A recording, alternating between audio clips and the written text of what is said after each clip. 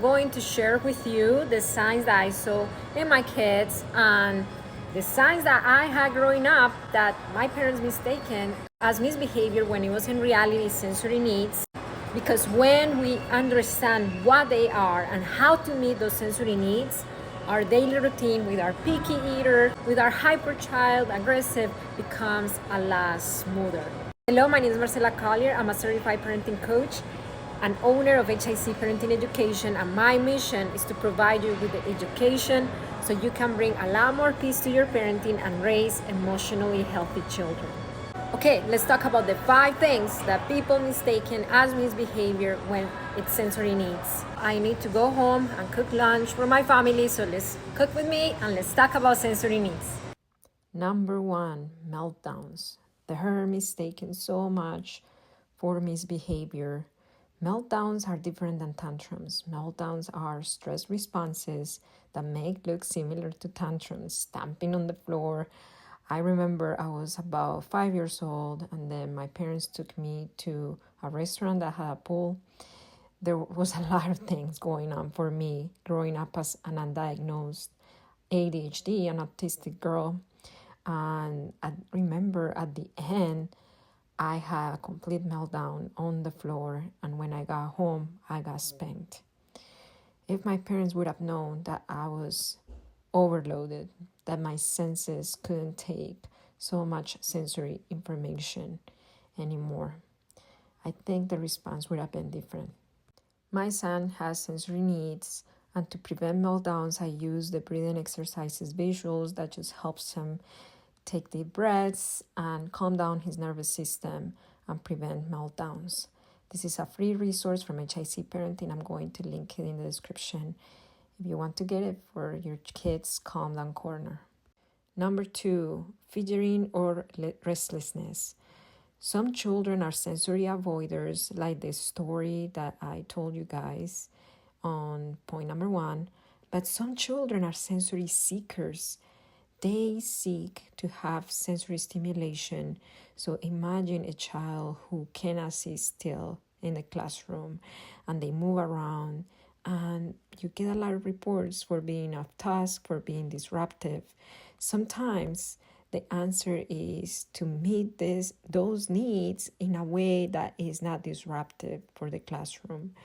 For the twins, we got them some wobbly chairs. I'm going to link them up as well if you want to get it for your kids. But it helps their little restless body to stay seated, not still, but to stay seated and focus in the classroom and at home when they're doing homework. Number 3, refusing to wear clothes and dragging the morning routine.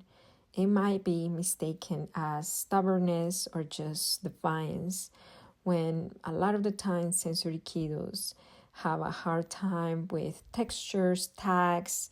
My son says, I don't want the hard pants, referring to the fabric. So it is as simple as understanding what's the kind of fabric that doesn't trigger their senses, and that will make our morning routine a lot easier.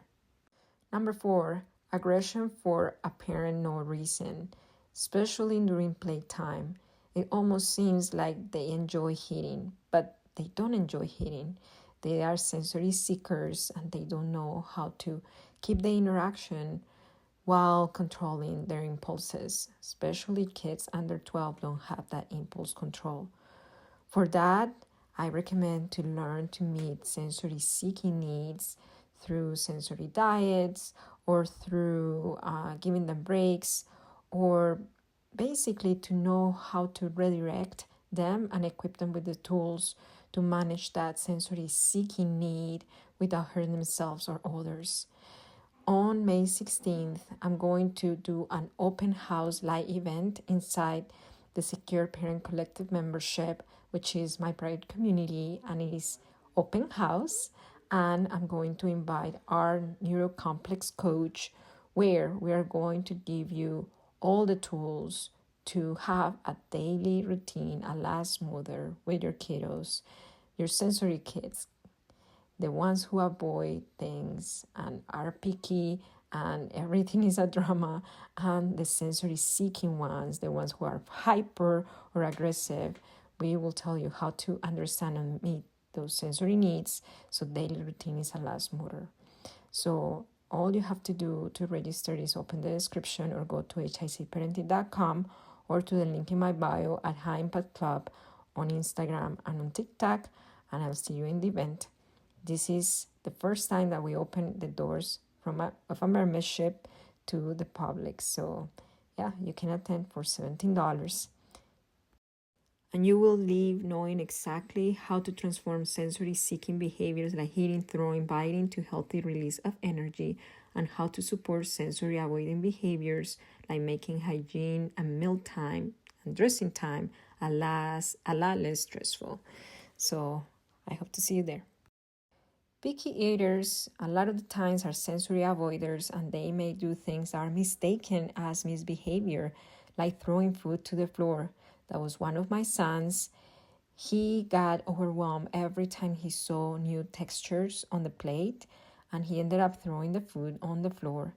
Once we understood he had sensory needs related to texture, then we started working alongside his occupational therapist and feeding therapist towards him managing his sensory anxiety on the table, and he stopped throwing food. So a lot of the times, and most of the time, you correct behaviors by just understanding and meeting your child's sensory needs. And I'm done with this delicious meal, very simple, for my family. And I hope that this video gives you a lot of insight about your children's sensory needs. I'm very curious. Let me know in the comments, what kind of sensory needs do you see your children have? If this video helped you understand your child, give me a thumbs up, and remember that it only takes understanding of yourself and of your child to transform your parenting. That's parenting with understanding. I'll see you next time.